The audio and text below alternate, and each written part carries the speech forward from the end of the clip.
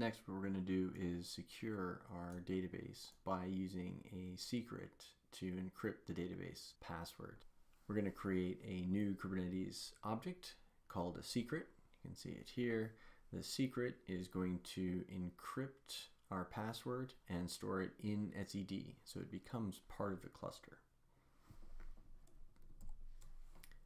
Switch over here and take a look at how this changes our config. Not very much. We're going to change the name from 1 to 2, and rather than having our password hard-coded right in our specification, we're going to do value from secret key ref. That secret key ref is going to be called, that secret is going to be called database password, and the key that we're interested in is going to be pass. So what I'm going to do is call up the syntax from my command history. What we're going to do is a kube control create secret generic. We're going to call it database password. That's what we're referencing here in the name. And then from literal pass is going to be my key, and we see that here. And then smile is going to be the password that I want encrypted. So now that that's created, you can see what that looks like.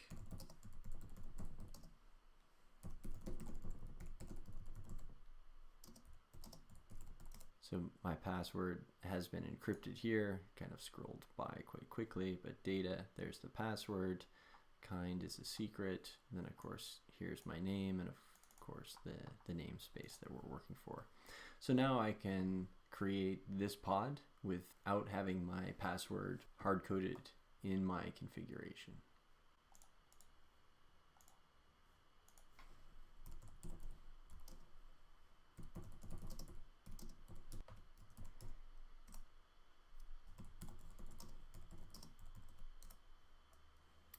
Alright, so we've got our pod created there.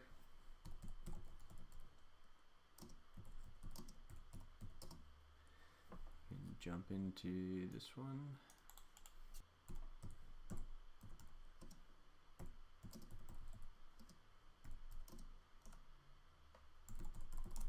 And you'll have to take my word for it. I typed smile this time instead of password, and that in fact got me in.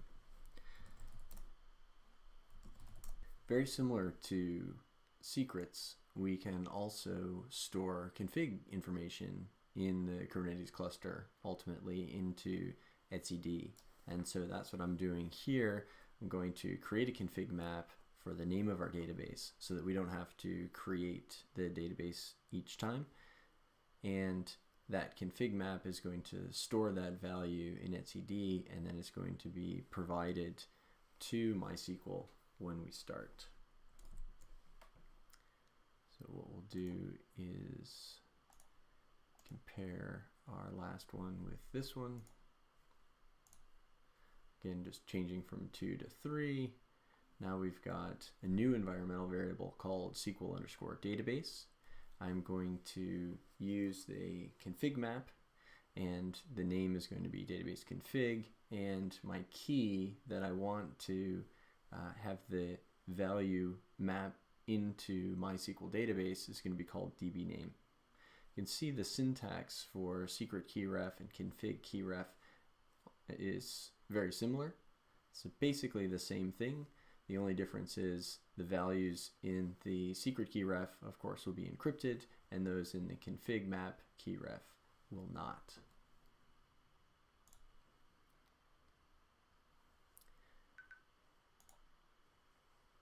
I've created a config map in YAML here with a name of database config, and I've created the database dbName info, so that info ends up in that environmental variable. This is one way to get this created. The other way is purely on the command line, and the command line provides a nice shortcut. Similar to the secret, I'm going to pull this back from my command history.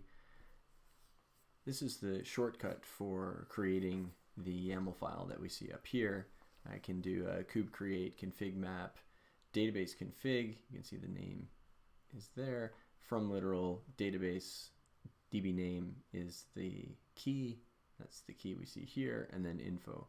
So either way can be used to create config maps. Just use the shortcut here, flip back, and again we've got database config. So that's the one we just created, and the key DB name, and the value is info, and so info is going to be loaded into MySQL underscore database when we build this pod.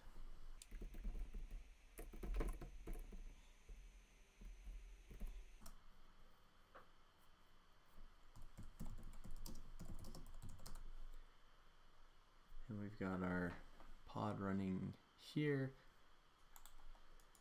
So now we want to jump into this database and see if our environmental variable was set and if SQL pulled it in and used it to automatically create info for us. I'm going to use kube control exec again, but this time I'm going to pass it 2 dashes, which means the rest of this command should all be passed and should all be passed to the container, which allows me to jump right into the SQL command asking me for the database password. And if I do show databases, you can see that we do in fact have info automatically created, since if this environmental variable is set and this database isn't created, MySQL is nice enough to create it for us. So that's one example of getting configuration information into my container. The other way also uses a config map, but a slightly different type. We're going to use a config map that's based on a file. Now, ultimately, this is still stored in etcd, but it allows you to present this in a file format rather than an environmental variable. So we've got this config map we're going to create tuning config that's going to have the configuration information for our database, and that's going to look like a file to MySQL, which is running in the container, and that's going to be stored in this config map. So let's take a look at what that looks like.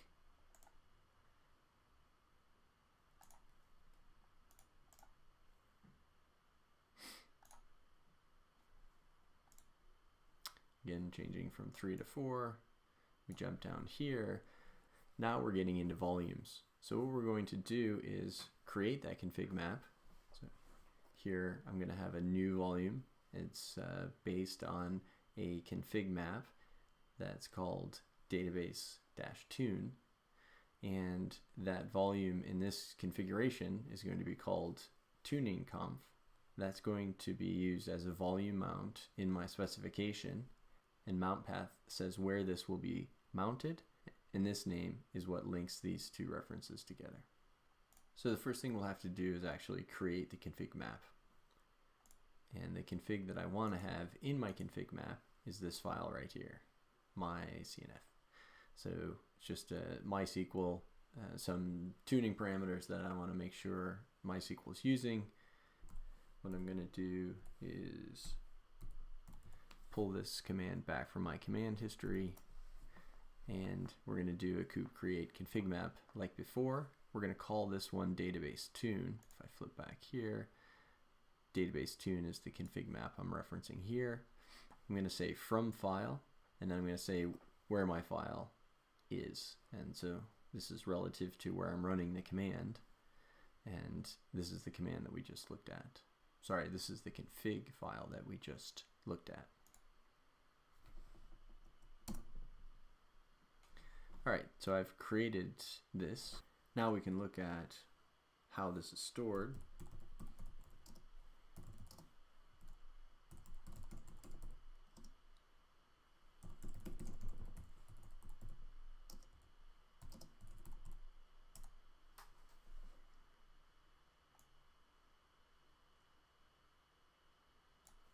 So we've got our myconfig file got a pipe dash here, and then here's the content of the file. We take a look at this guy. You can see that it is in fact the same content here. And as we'll see in a minute, this will look like a file, not a Kubernetes object, to the container, to the application running in the container in the pod. So let's go ahead and kick that off.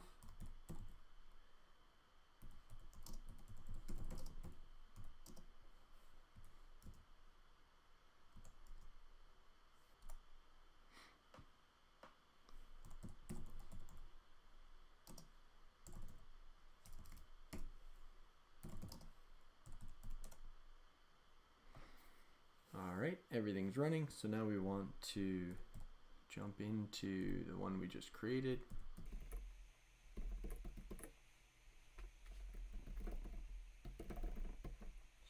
And this time I'm just going to do a shell.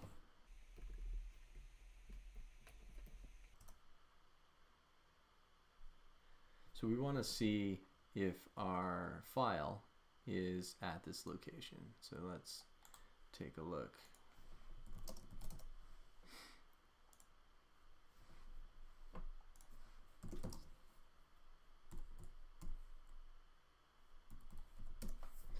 In fact, it is at this location.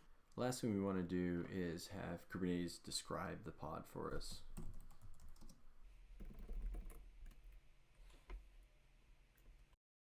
So the interesting bits here are that we've got a mount, which is etc mysql confd from tuning.conf.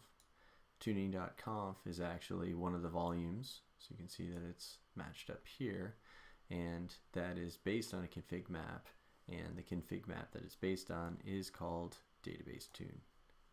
The other thing to note is that our password, this environmental variable, is the key pass in the secret that we created, database password, and then of course the name of the database, MySQL database, is set to db name in the config map database config. So now we have the ability to abstract some of the configuration and insert it into our pod. Of course, our pod is still ephemeral and stateless and not ideal for stateful applications yet. Hang in there. In the next section of this episode, we'll talk about storage volumes.